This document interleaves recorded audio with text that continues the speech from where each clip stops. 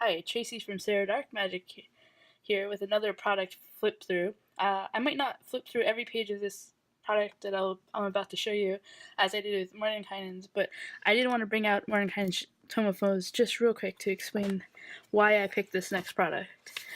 As I said, I was going through pages like this one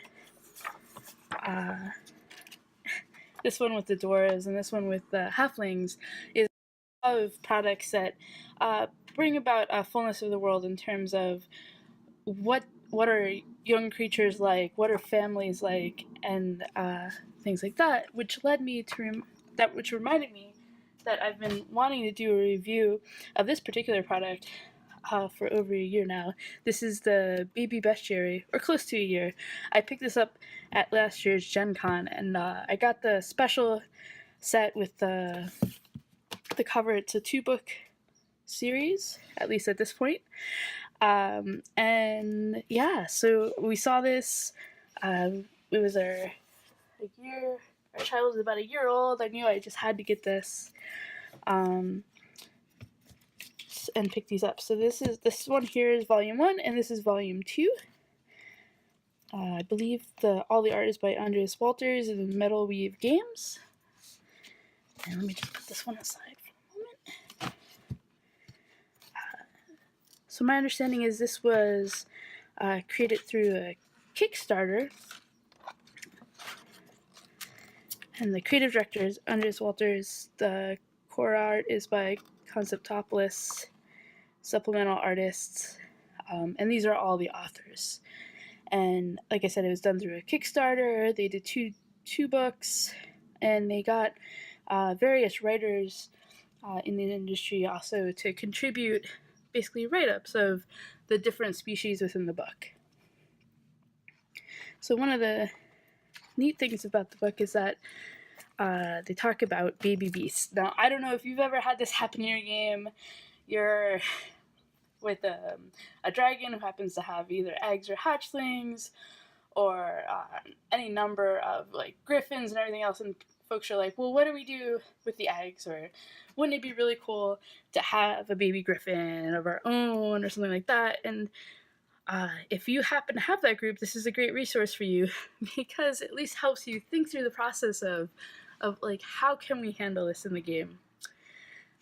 So it talks about how to find it, baby intelligence, rearing a baby beast, training beasts in the city. This is big for me because we live in a rather urban area, a 2-year-old, so we're always trying to find stuff for him. Stages of development, protecting, and if you want to, you can return your beast to the wild. First thing I'll say is that I love the artwork in all of this book. And just to give an idea, here's the first one of the Basilisk. You'll see the rearing difficulty, what type of intelligence it has. In this one, it's like clever. And then they tell you specific things about training, care, and in this particular, how to care for it, and in particular, like egg care stuff. And there's often these little sections that tell you a little bit more about the creature from like a particular point of view or something like that. So this one, like, intelligence is intelligent and rearing difficult is tricky. So it's one of those interesting books that like I never would have thought of, but absolutely fits into the types of games I tend to run. And I think also can be really good fodder for like deciding on adventures, particularly if your group, again, isn't into the let's go murder all the goblins and orcs and everything else type of campaign. And the artwork can give so much inspiration in itself. I guess the one thing I will point out, as you can probably see, a lot of the artwork happens to be humanoid creatures with baby versions of some of these monsters and creatures, and then other ones are like definitely feel more like a familial unit. So that is one thing to keep in mind. But it makes sense in terms of, part of the introduction to this was how do you rear a monster baby, so definitely expecting the audience to be more the player characters than maybe the how do you have a familial unit of blink dogs.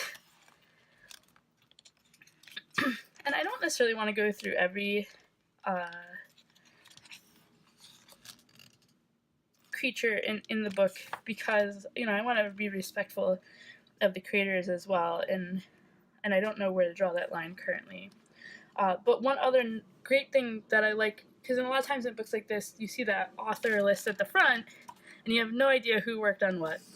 But in this book, they actually tell you who worked on different things, so that way if you happen to really like what they wrote, and just the way that they view the world, you might be able to go out and find other things that they've written, and it helps you in that way figure out which designers really work best for you. You know, a merman. So this is the first book. See, there's a lot of creatures in it. I can't remember. I couldn't quite figure out just by looking at it if there was a theme to each book or not. Oh wait, I have to look at the Manticore Cup, so let's go to 50. Oh, and there's a Kobold Kid on 46. Sorry, I just missed it. Alright, let's go look at the Manticore real quick. Oh, a Phoenix Hatchling. Oh, nice. Alright, so you get a good idea of this particular one. There's a bunch. Oh wait, I have to show the Sphinx Kitten too.